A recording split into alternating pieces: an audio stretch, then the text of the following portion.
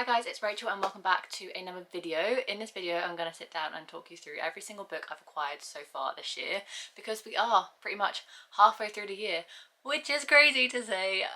I was a little bit surprised when researching and collecting data for this video what some of the stats and numbers were, because of certain goals that I had set myself at the beginning of the year, but that's what we're going to run through today. So without further ado, let's hop into it.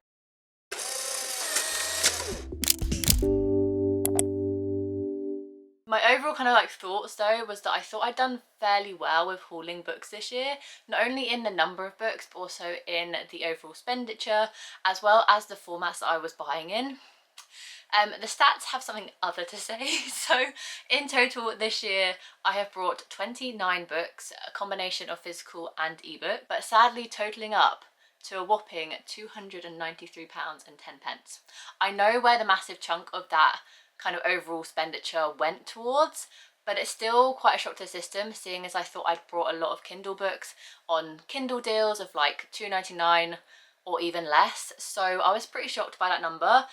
The fact that I've brought less than 30 books and the total is £300 basically is yeah, a little surprising to say the least. What's shocked me even more though is 16 of those 29 books were physical books and only 13 were ebooks, because one of my goals I set myself at the beginning of the year was to buy ebooks over physical books on my Kindle, read Kindle versions of the books first, especially if I can get them for cheaper, and then if I loved them, gave them 5 stars, then I'd go out and buy a physical copy of them for my collection.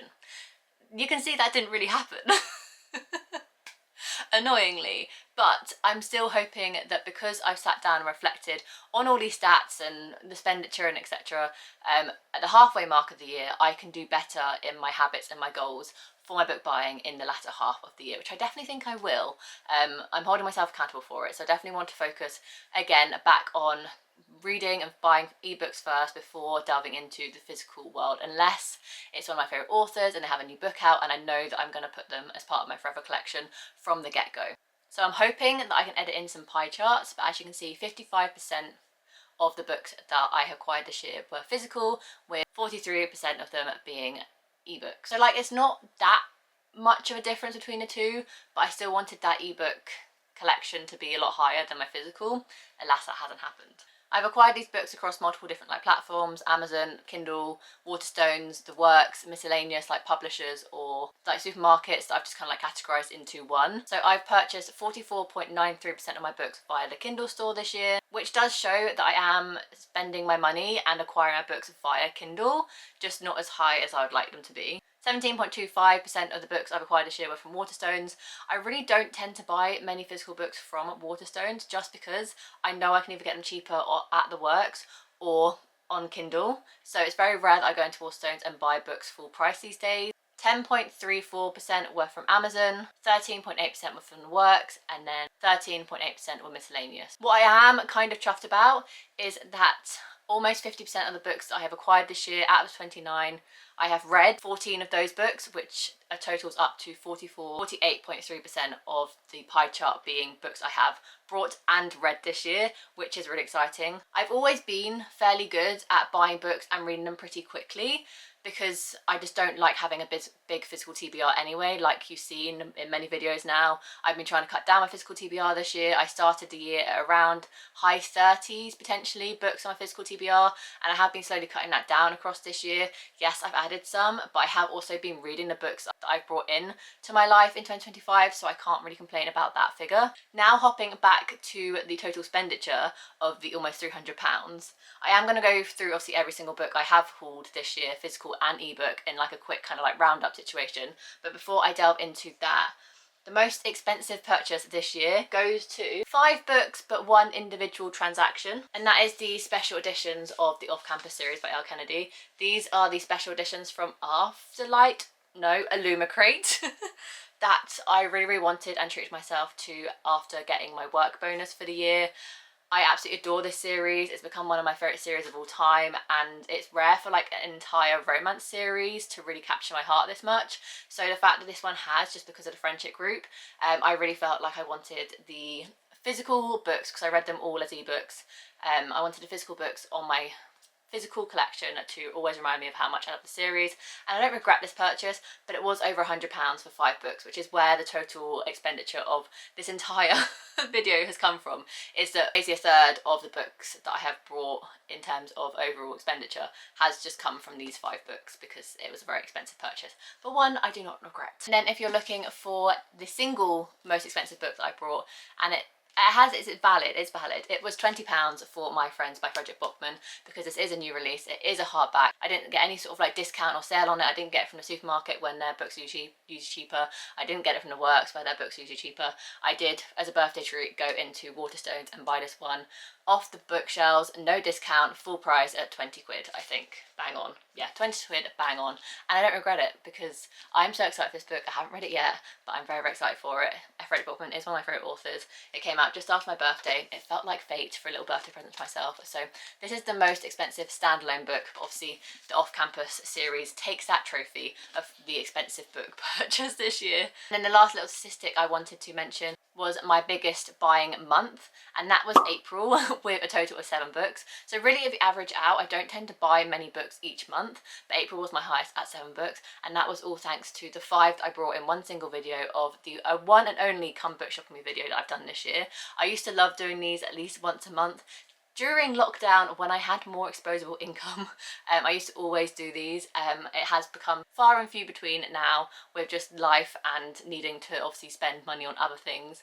But I did really enjoy doing that video. It did kind of then rapidly put me into like a tumbling ball of like wanting to buy more physical books, which is where the damage has kind of done since April, because before April I was doing really well in not buying many physical books at all, but I still had a really fun time filming that video. I don't think I've read any. Yes, I've read 1 book from that video. So without further ado, let's jump into every single book I have brought this year.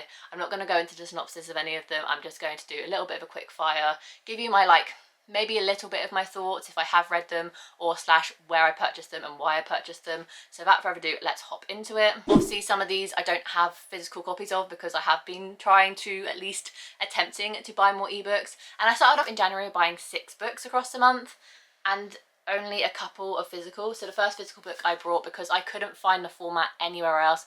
It wasn't available as an audiobook, it wasn't available as an ebook. This was my only chance of reading it, was to buy the last book in stock on Amazon, and that is The People We Keep by Alison Larkin. This book had been on my TBR radar for years, and I finally put it on my 2025 TBR to finally get it read, and I'm so glad I did, because I did give it a read a couple of months ago and gave it a 4-star. This book still lives in my head kind of rent-free. I can think about April, our main character, quite a lot. This is very much a character study book, less so about the plot, but I really, really did enjoy this, and I'm so glad I managed to get a physical copy of it. So that's the first book I brought in 2025. And then I brought Blue Sisters by Coco Mellows, which is an ebook edition, and that is because it was on my 2025 TBR, and I just wanted to make sure I had all the books easy to access from my 2025 TBR, just so I could read them when and if I wanted to, and I didn't have an excuse to be like, well, I can't read it because I don't own it. So I brought Blue Sisters by Coco Mellows, as well as All My Rage by Saboteur, on my Kindle within the first couple of weeks of the new year. And then very kindly in January I got gifted by the publisher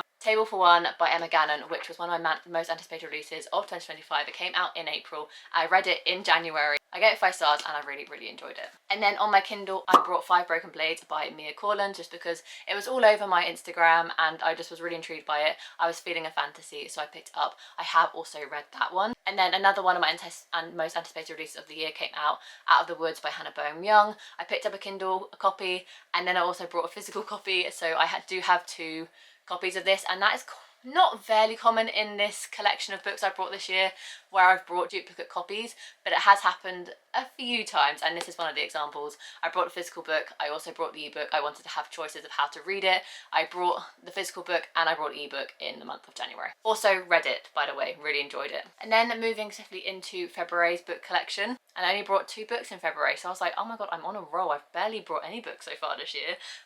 Wait and see, Rachel, wait and see.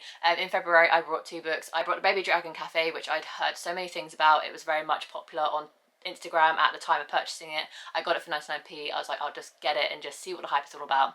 I haven't read it yet, but I'm very excited to read it, maybe in the autumn times. So that is one book I brought in February, and then the other book I brought was Benjamin Dean's World Book Day book of This Story Is a Lie. I brought this on Amazon, it came the next day, I read it that same day in one sitting on a sprint with Emily, I think, because this is a World Book Day book. It was 99p and it was like 90 pages. This was a cute book, I really enjoyed it. I love Benjamin Dean, he's one of my favourite kind of like YA authors now. I don't tend to gravitate towards many YA authors, but he is definitely one that I do gravitate towards.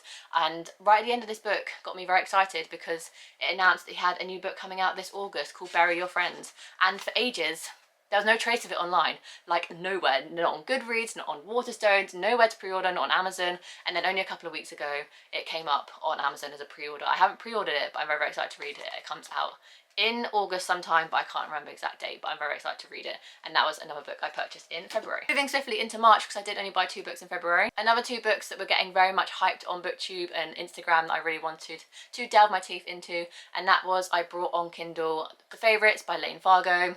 Sadly, DNF that one. I just couldn't get into it. It was one of those books where I felt like I was reading it forever and it felt like it should be finished, but I was only like 40% of the way through, and I was like, you know what, I'm not going to drag myself into a reading slump just because this book is really hyped. Maybe one day I'll go back to it and I'll really, really enjoy it, but it might not have been at the time for me, or it could just be a book not for me at all. I have attempted to read that one though, but unfortunately unsuccessfully. And then another book that I brought on Kindle Store in March was The Wedding People by Alison Aspach. And once again, I tried listening to this as an audiobook, couldn't really get into it, and I feel like it was the format, not the book. So I do want to give this book another go, actually reading the Kindle version that I brought rather than listening to it as an audiobook, but I have yet to do that. And then in March, because that's when I get my work bonus, these books were purchased and very much loved and have been loved ever since. And then the last book I brought in March was a book that I have also read, and that is So Thrilled For You by Holly Bourne. When I read this book, I knew I was pregnant, but no one else knew I was pregnant. So when I was trying to review this book, I couldn't really say why I didn't like it. And I think the reason I didn't like it was because of how intense the discussions of motherhood were in this book, especially postpartum depression and struggling with your toddler, and not being able to get your life back to where it was after baby. And I was just like, I don't think this book is for me right now. I have put it in my on-haul pile. I have yet to detach myself from it because I do want to give this book another go. When I've had my child and kind of reconfigured my life into a new routine, I think this book might absorb myself. I might be able to absorb myself better into this book, but I don't think I read it at the right time. But I did buy it and I have read it in 2025. Moving into April, month where I brought the most books, so a total of 7 books. The first one I brought was Delilah Green It Doesn't Care by Ashley Herring Blake on my Kindle, and that's because one of my books on 2025 TBR was to get my teeth into the Bright Falls series by Ashley Herring Blake. I have Iris Kelly Doesn't Date on my physical TBR, which is the 3rd book, but I was told that it's best to read the first 2 and read this series in order before going into Iris Kelly Doesn't Date. So that's what I did. I decided to buy Delilah Green Doesn't Care on my Kindle to try and combat that goal of reading ebooks over physical books first, and just to see if I liked the series before kind of like committing to buying the physical book. And I actually really enjoyed Delilah Green Doesn't Care. I have read it and I really enjoyed it. I think I get a 4 star. I have also then read, since then, also on my Kindle, Astra Parker Doesn't Fail, but for some reason it's not on this list. So I might have missed that one. So I might have probably spent about £300 on books, but it's not listed. Who cares? I have also brought Ashley Parker Doesn't Fail on my Kindle as well. And then also in April, Paige Tune's brand new book came out, What If I Never Got Over You, which I brought in the works for the sprayed edges, and I have read this one as well. I gave it a 3.5 stars. Not my favourite Paige Tune, unfortunately, but I have read it. And then this is where my Come Book Shopping With Me book haul comes in. I picked up Summer in the City by Alex Astrid, which I have read and gave 5 stars. Exciting times, I know.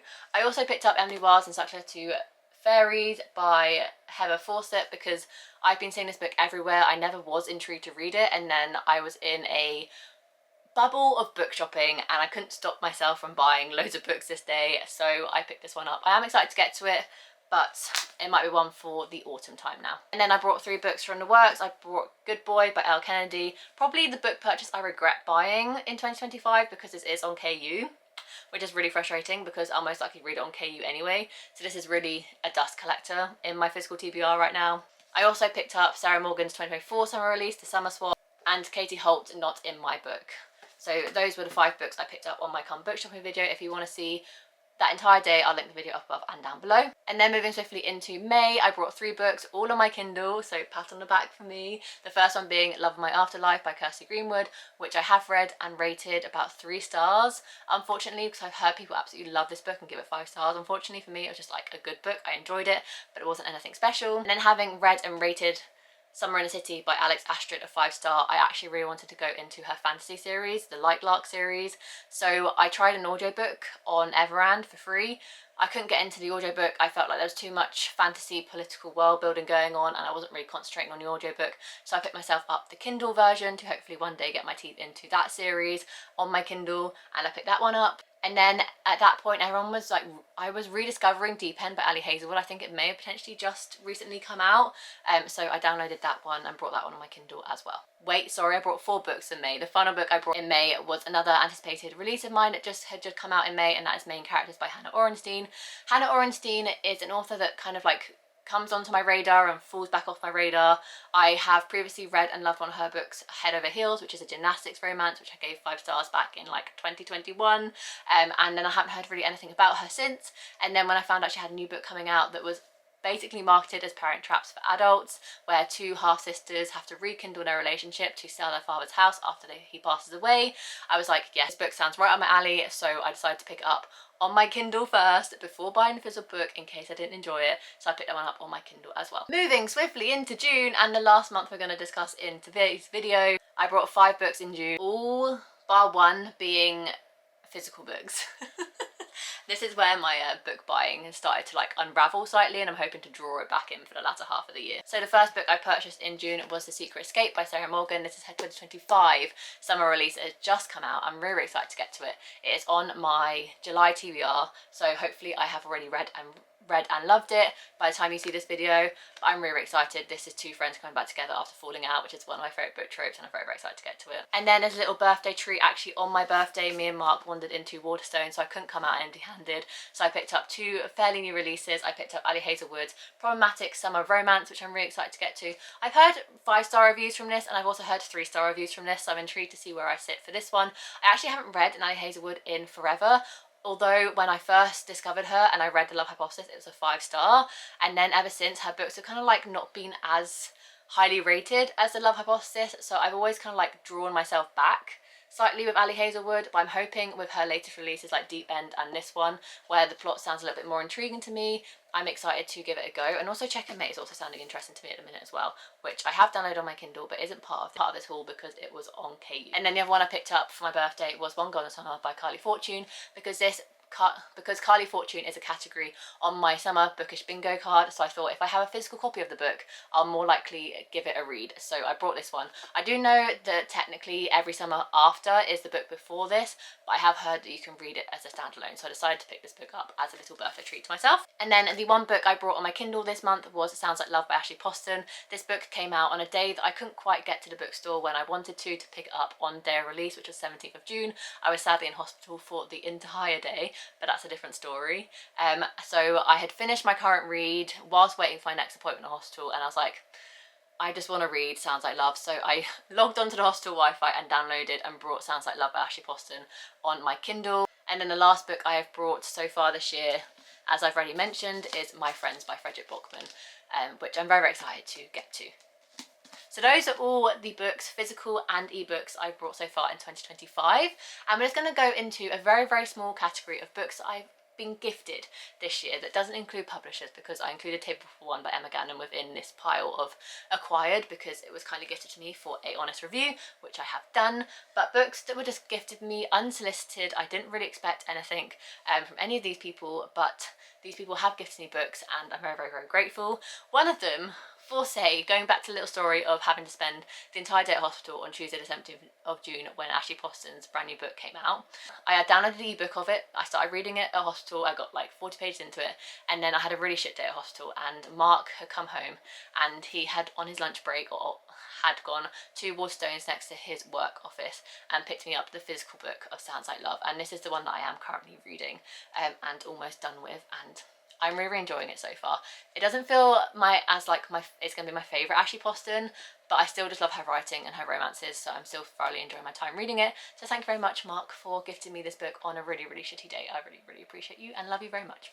And then we're going on to a couple of birthday gifts I was given from lovely people that watch my channel that I can call friends because of this community, and one of them is the lovely Emily from Emily Kathleen Reads. She gifted me an Elle Kennedy. I'm so excited. We both have this fascination with Elle Kennedy, so it just felt right and fitting that she gifted me an Elle Kennedy book for my birthday. So thank you very much, Emily, for this. This is Girl Abroad. This is another one of her series that I have yet to get my teeth into. Elle Kennedy has so many spin-off series, but this is completely out of the world of the off-campus series, and I believe it follows our 19-year-old Abby, who gets the opportunity to study abroad in London for the year, but she ends up having to move into like an awkward roommate that's all boys. I'm intrigued. I will read anything Elle Kennedy publishes, so I'm very, very excited to read this one, and thank you very much, Emily, for the gift. And then, not to say I have a favourite of the books that have been gifted to me, but I do. But I do. Leandra, a lovely Leandra, has been watching my channel since 2020, and I do consider her a friend now. She is an absolutely lovely human being, and I wasn't expecting anything for my birthday this year, let alone the books I have received, but this one has to top the cake. I'm really sorry, but obviously, like, sorry to the people who have also gifted me books. I love you very dearly, but Leandra, you smashed it out of the park. I've had this book on my Amazon wishlist for years, because Walt Disney World turned 50 in 2021, so I've had this book on my Amazon wishlist since 2021, so 4 years, and I've always never been able to justify myself purchasing this book because it's fairly expensive. It's a coffee table book, but it's always been a book that I've wanted to add to my coffee table collection for one day when I have a coffee table, and I can just imagine like people coming over and I'm like, oh, what do you want to drink? Go sit down, make yourself at home, and whilst I'm in the kitchen making like a cup of tea or a coffee, they're like in my living room getting cozy and can just flip through the coffee table books that I have. All of them are like Disney art books, and this is now going to be added to the collection. This is Walt Disney World's 50 Years of the Most Magical Place on Earth book, and it basically talks you through the history of the park, where they got their ideas from, the lands, the rides, and I'm just so excited I am going to read this book eventually. I don't know when, but here and there and everywhere, I'm going to delve my teeth into this book eventually and give it a good old read, because as Leandra said, there's nothing better than combining Disney and books, and that is why she decided to buy this for me for my birthday, and I'm forever internally grateful because it's absolutely stunning, and I'm so excited to finally have this in my hands after it being on my wish list for 4 years. So thank you very much, Leandra, for gifting me this book.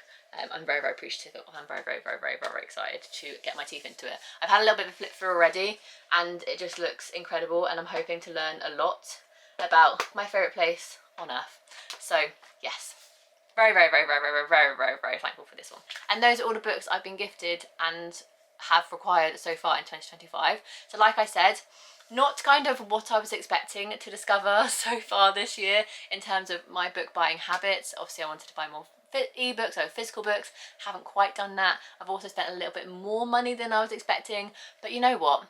I'm going to read all these books eventually, or I have already read them, so I can't complain too much. But buying books and reading books makes me happy. It's one of my favourite hobbies. So what if I spent a little bit more on books than I was meant to, or so what if I brought a few more physical books than I was meant to? They've made me happy, and I'll get around to reading them sooner rather than later anyway, because I'm quite good at reading and focusing on my physical TBR. So that's today's video. Overall, I'm very chuffed being surrounded by brand new books that I have yet to explore, new favourites to discover, and I'm very, very excited nevertheless. So if you enjoyed this video, make sure you give it a massive thumbs up and subscribe down below to see future content from me. I do anything from weekly reading vlogs, monthly TBRs, monthly wrap-ups, any other push content you can think of by your channel, so make sure to subscribe so you don't miss any, and I'll see you in my next video.